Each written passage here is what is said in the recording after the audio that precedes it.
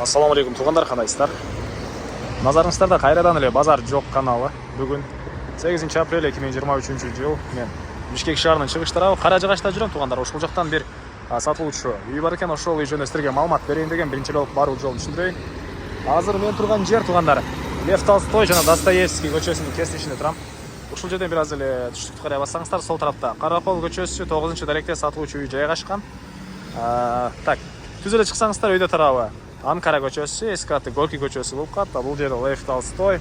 Мына ушундай. Жана бул Кара Жыгачтан тугандар шаардын бурч-бурчуна деле маршруткалар жүрөт. Түштүк тарабы Көк Жар, чыгыш тарабы Туңгуч болуп калат тугандар. Мына ушундай.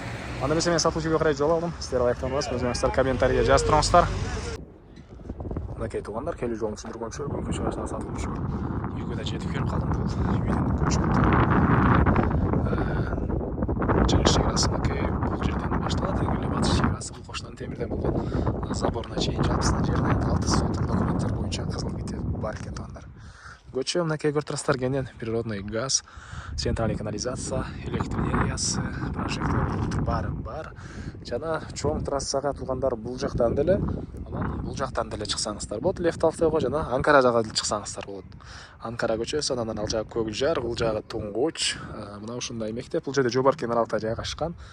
Дарек Каракол көчөсү 9-дарек болуп калат тугандар. Көчө тараптан көп трансферде пескалок менен болгон забор, темирден болгон дарбаза. Дагы эмне маалымат? Так, эми кирип калган маалымат берейин. Документтер боюнча кызыл китеп бар, аны айттым. Бул жакта узун турасы 14 10 болгон үй. Сейсмопояс колонналары коюлуптур. Фундамент көрүп тургансыздар бийиктикте. Стенасы сокмо тугандарына көрүп турасыздар. Так, түштүк тарабынан терезе катарынан экөө жайкалтылган.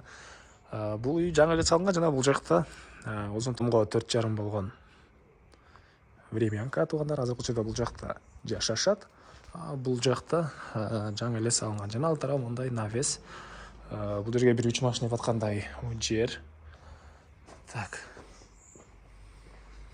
Бул жакты көргөзөйүн десем, азыр ушундай квартирандар бар болчу, тугандар ошо көргөзө алган жок. Ички тарабында 3 бөлмөдөн турат. Кире бериш жана капталда 2 бөлмө. Так. Мынакей бул короосу. Эң эле батыш чеграсы мынакей бул жактан болуп калат. Негизинен документтери бар, келсеңиздер, үй жерлери чегараларын тактап көргөзүп берет. Үйдүн тыштарындагы жаткана жана эң эле түндүк чегара. Бул жерде зынторго чейин. Алты тарабында бир аз дагы бош жер. Кааласаңыздар хозпостройка, кааласаңыздар жер жемиш, зеленый зона кыласыздарбы? Эмне кылсаңыздар да мынакей бош жер бар. Так. Дагы эмне маалымат? Эми бул үйдүн ички тарабын көргөзөйүн. Мынакей бул түндүк тарабы тугандар. Мынакей.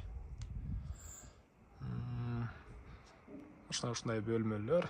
Кээ бир бөлмөлөр ички тарабы толтурулган тугандар. Сейсмопояс колонналары куюлган. Негизинен түз дуалдар деле түз көтөрүлүп тур тугандар. Фотолог ушулар жака чейин бүтүрүлгөн. Мына ушундай. Так. Эмне маалыматы дагы? Басы бул үйдүн тугандар $90,000 сурап атыптыр. Жеринен 6 соток. Анан сүйлөшүү болот. Үй жаккан болсо, зонокол сүйлөшүңүздөр.